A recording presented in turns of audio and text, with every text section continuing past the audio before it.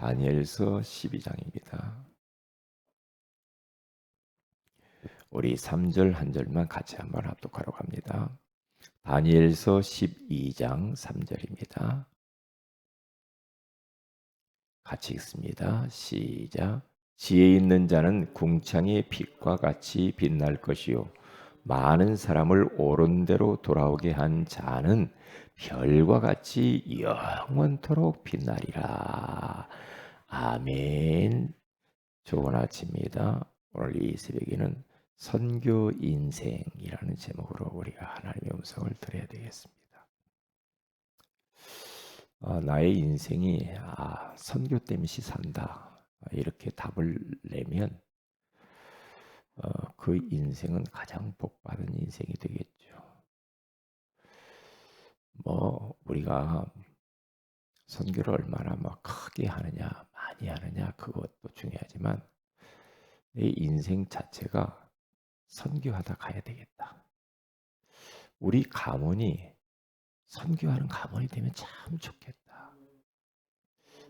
그렇게만 된다고 한다면 일단 하나님이 기뻐하시고 또 하나님께서 모든 것들을 책임지고 그 사람의 인생 가운데 역사하시고 하나님과 방향이 맞아 그러면서 부족하지만 237 나라 5천 종족을 살리게 될 줄로 믿습니다.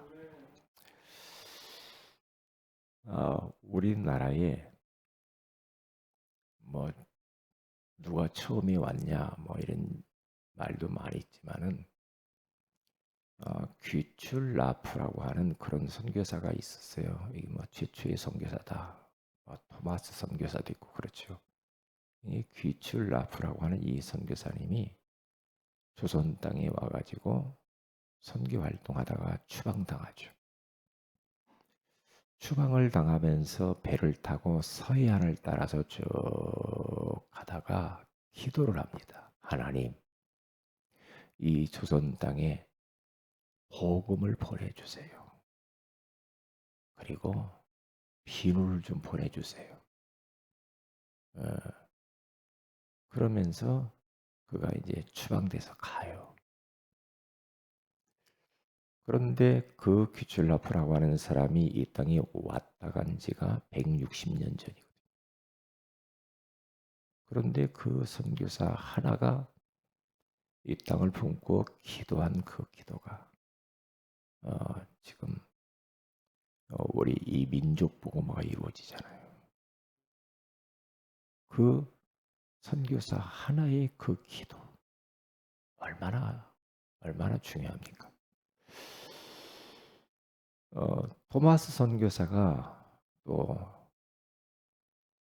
조선 땅에 와서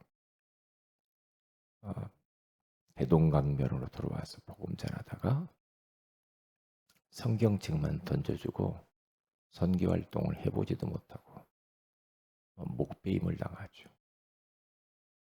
그래서 죽어요. 그런데 그 성경책을 받아든 그 사람, 토마스 선교사를 죽였던 그 사람이 나중에는 복음 받고 예수 믿고 회개하고 그 사람을 통해서 많은 사람들에게 복음이 증거되어지죠. 이제 그런 일들이 벌어져요. 우리 한국 땅에 선교사님들이 많이 왔다 가셨는데요. 전부 20대 선교사들이 많이 왔다 갔죠. 젊을 때. 그 사람들이 와야 물불을 안 가려요. 가족도 없겠다 목숨을 내놓는 거죠. 참 겁없이 선교한 사람들이 많죠. 언더운드 가문은 지금도 4대째 계속 선교 활동을 하고 있잖아요. 그런데 그분들이 와서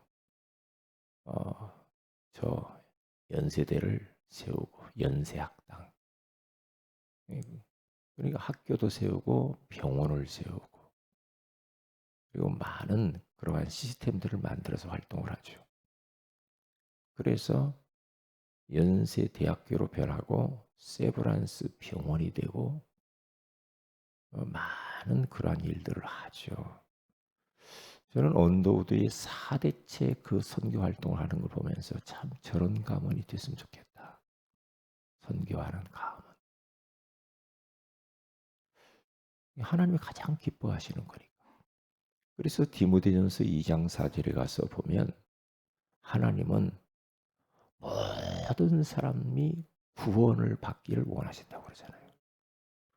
그리고 우리 예수님 마지막 가시면서 오직 성령이 너희에게만 있으면 너희가 권능을 받고 예루살렘과 온 유대와 사마리아와 땅끝까지 이르러 내 증인이 되리라 하시니라 그러잖아요.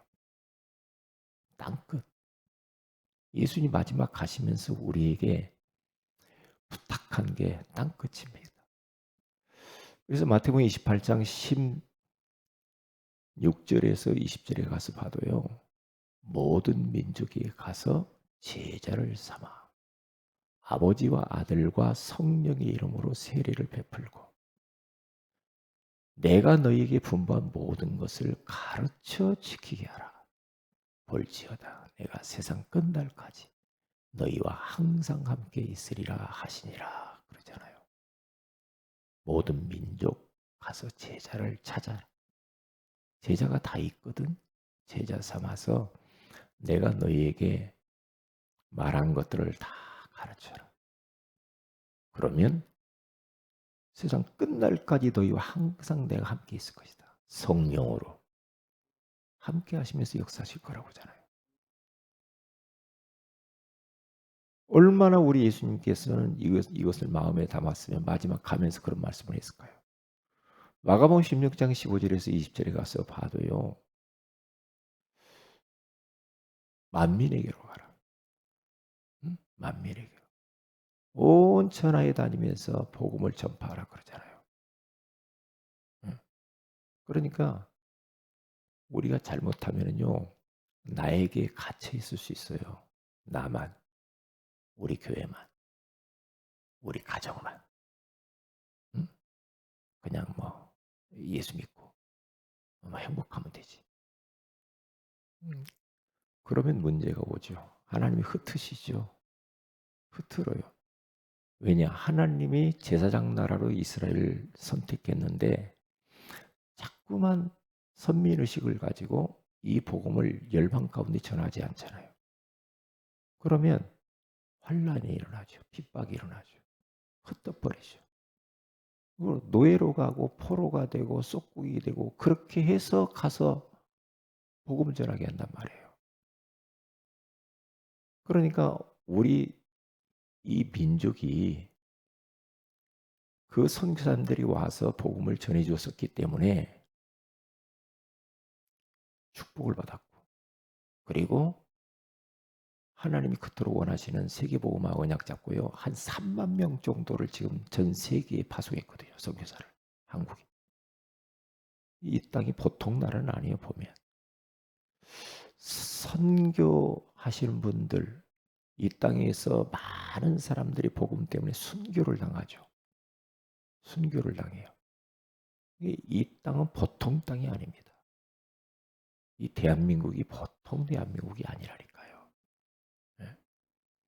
그러니까 정치인들이 조금은 잘 못해도 하나님이 이 땅을 지키시고 축복하시는 거예요. 이게요. 그래서 우리 교회가 선교하는 교회가 돼야 돼. 그렇게 가면 돼요.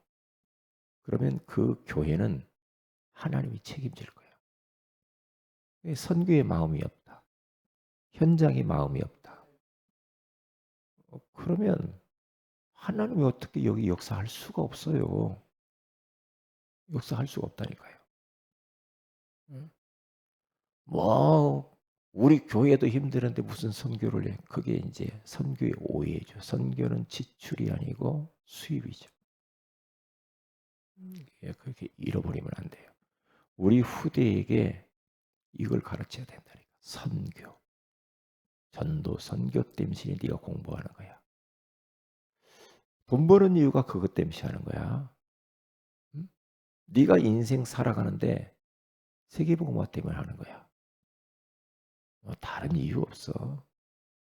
그렇게 딱 완전히 각인뿌리 체질을 시켜버려야 됩니다. 왜? 예수 없으면 다 죽으니까. 다 망해요. 그렇게 딱 해놔야 하나님이 그 우리 후대들을 축복하시고 후대들 가운데 하나님이 역사하셔요. 역사하셔요. 그러면 사실적으로 하나님의 역사를 체험을 하게 되죠. 그러니까 예루살렘 교회가 선교 안 하잖아요. 우리 민족만, 우리 민족만. 이러면 스데반의 환란으로 인하여서 흩어버려요. 흩어버리잖아요. 흩어서 안디옥 교회가 세워지잖아요. 촛대가 옮겨져요. 선교 안 하는 인생 그렇게 살 이유가 있나요?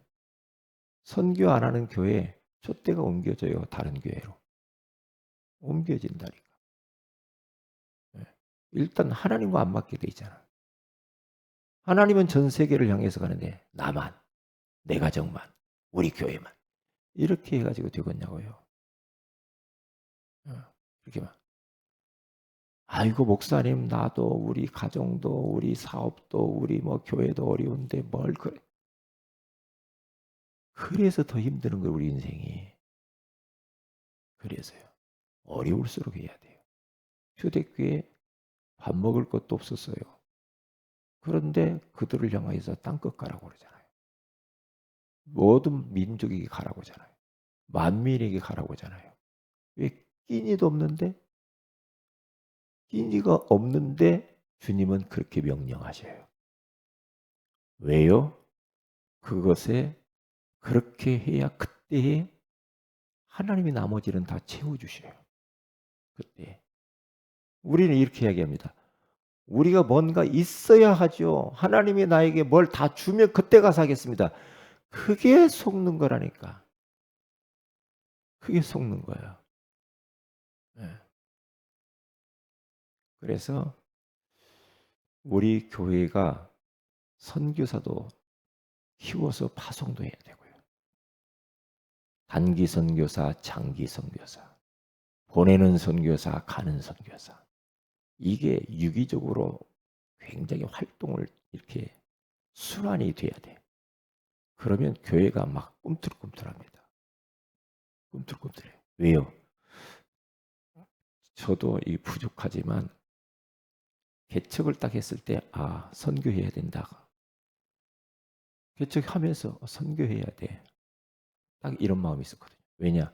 개척하기 전에 전도사 시절 때 선교의 맛을 봐버렸어. 맛을 봤어요. 맛을 봐가지고 우리 그때 청년들을 데리고 해외를 다녔거든요. 30대에. 맛을 봐버렸어요. 이야, 참 하나님이 이렇게 역사하시는구나. 하나님이. 성령께서 역사하시는. 언제 우리가 하나님의 역사를 많이 체험할 수 있을까요? 현장에서. 그게 제가 볼 때는 가장 하나님의 역사를 많이 경험하는 길이 저를 보니까 선교 현장이더라고요. 선교 현장 가서 하나님의 역사를 많이 봤어요. 성령께서 이렇게 역사하시고 내 수준과 상관없이 하나님이 이렇게 나를 쓰시는구나. 하나님의 역사를 많이 체험했다니까. 그리고 전도 현장 다니면서 하나님의 역사를 많이 봐버렸어. 아니 막 무당들이 싫어지고 이건 완전히 이것은요. 집안에 있어가지고만 되는 건 아니잖아. 현장에 가야 이렇게 이런 역사를 보는구나. 체험을 많이 했죠. 현장 다니면서. 그리고 이 예배 공동체 속에서 성령이 강하게 역사하더라고요. 예전에도 막 어릴 때는요. 부흥 집회 같은 데 막 참여하고 이럴 때에 많은 역사를 체험할 수 있어요. 그리고 예배 때마다 우리가 예배를 통해서 성령께서 강하게 역사해요. 왜요? 복음의 말씀이 선포될 때 성령이 내려오신지라 그러잖아요. 성령이 내려오요. 지금 이 시간에도 마찬가지고. 그러니까 그 모인 그 복음 때문에 선교 때문에 언약 잡고 모여서 기도하고 예배하고 찬송하고 하는 그 현장 가운데 성령이 강하게 역사해요. 그러면 하나님의 역사를 체험하죠. 하나님. 그래서 점점 맞아. 복음이 전부구만. 이렇게 답나요. 복음이 이제는 나의 복음이네. 점점 멀리 있던 복음이 나에게 가까이. 자, 있죠? 체험이 막 되죠. 나의 복음으로. 말씀이 막 나의 말씀으로 막 부딪혀오죠. 레마로. 그렇죠? 기도하니까 이렇게 좋네. 나의 기도가 되잖아요. 그리고 전도. 하여튼 일단 전도하면 본인이 살아요. 저를 보니까. 본인이. 전도 선교하러 가잖아요. 그러면 일단 선교 가기 전에 응답을 다 받아버려요. 가서 해야 될 것들을 준비하고 기도하니까 집중해서 기도할 수밖에 없어요. 집중해서. 그러니까 성령 충만해지죠. 한 10강의씩 막 하잖아요. 가면. 그러면 10강의가 머릿속에 다 들어와야 되거든요. 예. 계속. 놀랍죠. 하나님이 그렇게 기뻐하시는구나 선교를. 내가 살아요 일단. 보니까 내 자신이 살더라고요. 그러면 내가 사니까 성도들이 살더라고요. 그게요. 성도들이 교회가 그러니까 더 교회가 살아요. 선교하지 않으면 하나님이 그렇게 우리 가운데 역사할 이유가 없죠. 밥 먹고 살면 되니까. 그건 그렇게 하면은 안 되거든요. 안 돼요. 그래서 선교하는 교회가 되게 하옵소서. 그래서 안디옥 교회처럼 주의 손이 하나님의 은혜가 막 보이죠. 그러니까 그렇게 어려운 경제적으로 어려운데 하나님이 막 경제 축복도 막 하잖아요. 그래서 선교 안 하는 예루살렘 교회는 구제 대상이 돼 버렸어. 구제 대상이 돼 가지고 안디옥 교회 선교하는 교회에서 그들을 도와요. 이런 일이 벌어진다니까. 이런 일이. 그리고 선교하는 가정, 빌레몬의 가정처럼. 그런 가정. 그의 가족들. 그러니까 바울이 빌레몬의 집에 있는 교회, 거기에 편지를 보내는데 사랑하는 자, 동력자, 이런 표현을 막 쓰잖아요. 그러면서 얼마나 바울 선교팀과 함께하면서 이 선교 활동을 했으면 편지를 그 집에 보내잖아요. 그 정도로. 빌레몬. 이런 산업인들이 일어나야 돼. 그런 자들이. 그리고 로마서 16장에 나와 있는 한 20여 명의 그 선교하는 개인들. 바울 곁에서 든든히 보호자, 동력자, 식주인, 사랑하는 자, 어머니 같은 자, 친척 같은 자, 그런 자들이 포진을 해가지고 바울과 함께 원팀이 돼서 로마복음화, 세계복음화 하잖아요. 그러니까 바울이 로마교회에 편지하기를 그 사람들을 이름을 딱 거명을 하는 겁니다. 감사하죠. 그래서 사도행전 5장 42절에 가서 보면은 그렇게 많은 핍박이 있었죠. 복음 전하는 것 때문에. 그런데 그들은 잡아놓으면 감옥에서 복음 전하고 풀려나면은 또 집에 있든지 성전에 있든지 예수가 그리스도라고 가르치기와 전도하기를 그치지 아니하니라. 왜? 증인이야. 봤거든. 봤어. 예수가 그리스도구나. 봤어요. 그러니까 본 자는 증인 앞에는 할 말이 없어. 그러니까 어떤 일이 벌어집니까? 막 복음이 막 확산되면서 사도행전 6장에 딱 가서는 이제 막 일꾼들을 세우잖아요. 안수 집사님들을 막 세우는 성령 충만한 자, 믿음 충만한 자, 지혜 충만한 자, 칭찬 듣는 자들을 막 세우면서 선교 활동하잖아요. 전도 운동하잖아요. 사도행전 20장 31절에 딱 가서 보면 바울이 복음 증거하려다 감옥에 갇히는데요. 그 셋집에 갇혀가지고 그 안에서도 사람들이 왕래하고 바울을 방문하잖아요.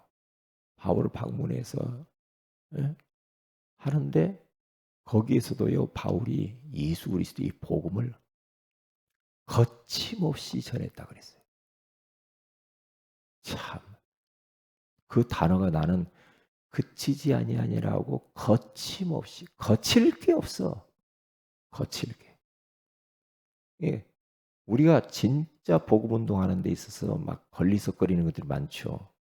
그거 다 신경 쓰다가는 못 합니다. 멋땜시 안 됩니다. 거침없이 해야 됩니다. 거침없이. 그렇죠. 예배 드리는데 멋땜시 예배 못 드리고 멋땜시 그렇게 하고 안 돼요. 그룹별 선교사라고 하는 북극 선교를 하셨던 분 아닙니까? 이분이요. 배 타고 다 그 옛날에 그 말이에요. 배가 얼마나 뭐 좋았겠습니까? 나룻배 같은 그 배를 타고 가가지고 선교한다고 그 추운 그 북극 지역이 말이야. 딱 도착하자마자요 배를 불살라서 없애버리잖아요.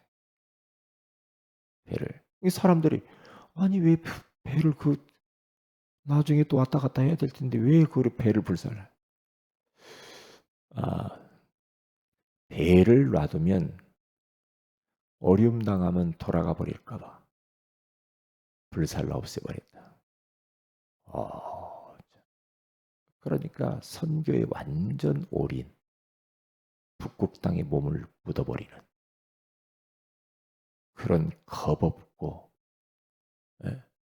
그런 그치지 않는 그러한 사람.